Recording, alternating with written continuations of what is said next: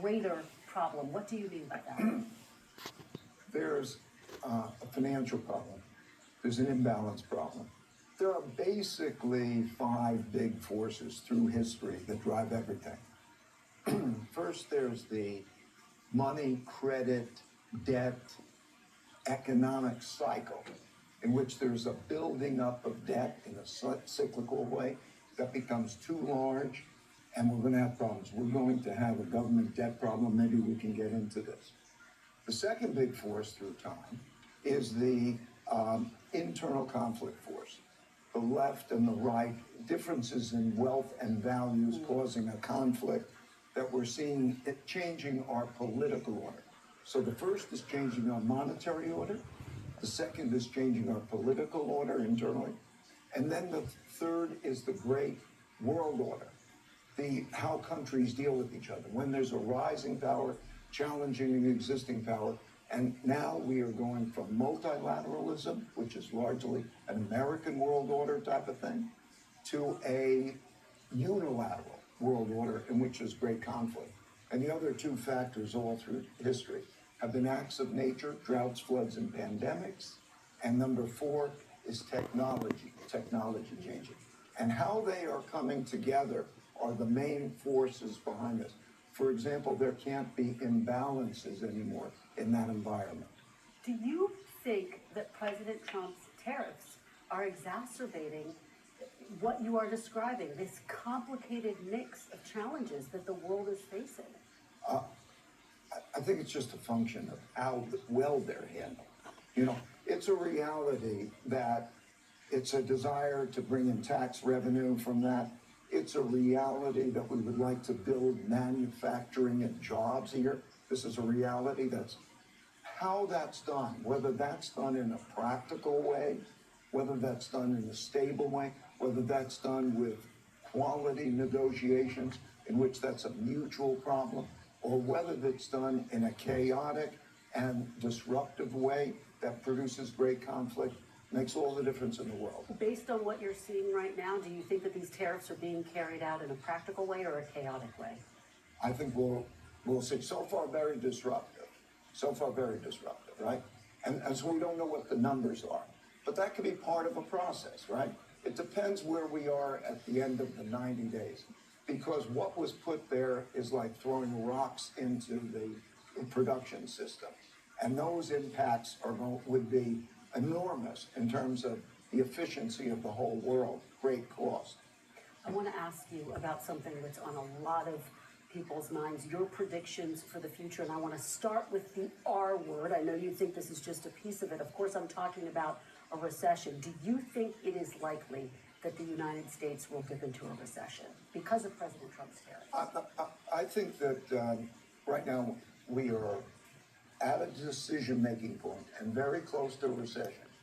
And I'm worried about something worse than a recession if this isn't handled well. A recession is 2 negative quarters of GDP, and whether it goes slightly there, we always have those things. We have something that's much more profound.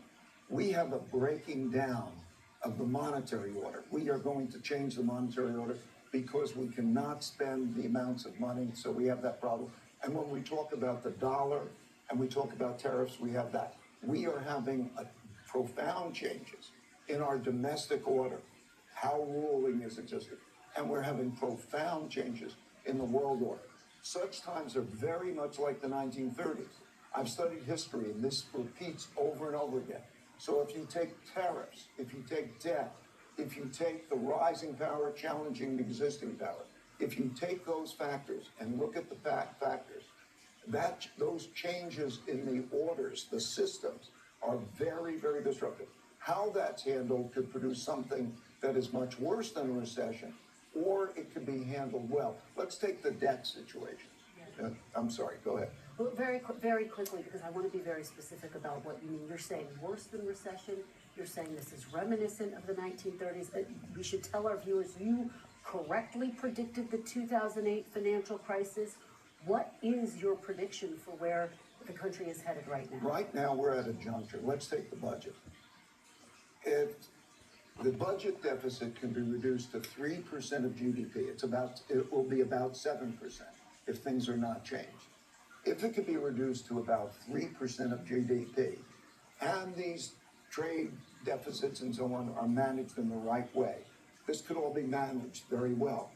I believe that members of Congress should take the pledge, what I call the 3% pledge, that in one way or another, that they will get that budget deficit down to that number. If they don't, we're going to have a supply-demand problem for debt at the same time as we have these other problems.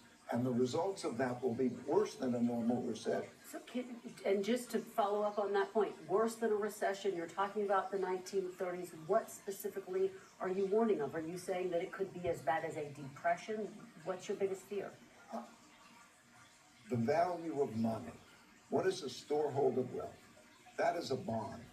In other words, one man's debt is another man's assets, bond holders.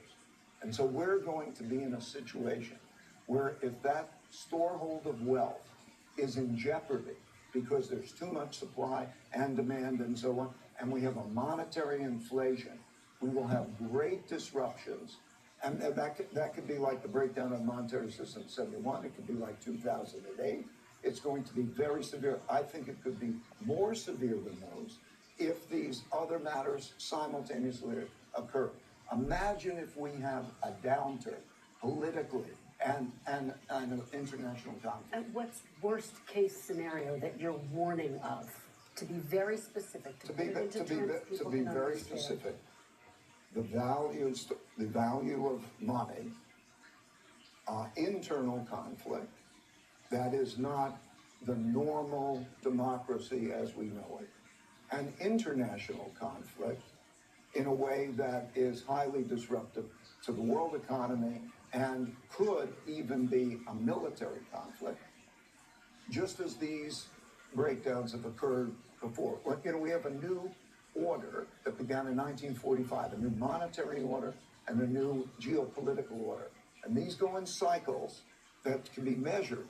And I worry about the breakdown of that kind of an order, particularly since it doesn't need to happen, because there are certain things that could be done in which this is a better restructuring of these debts and actions taken. So that takes me to my next question. You have this book, How Countries Go Broke, The Big Cycle. What is the solution here? Well, there are a series of solutions, but let's take the most important. And we have 1 minute. 1 minute. Okay. 3% of GDP, bring that deficit down. It can be done in a bipartisan way, it was done between 1991 and 98. I explained how that could be done, doing things together for the greater good. And then internationally, on all of these issues, to use American strength, but to negotiate well, to lay out ways in which bad conflict and inefficient policies don't create great disruptions, but get us through this in an orderly way.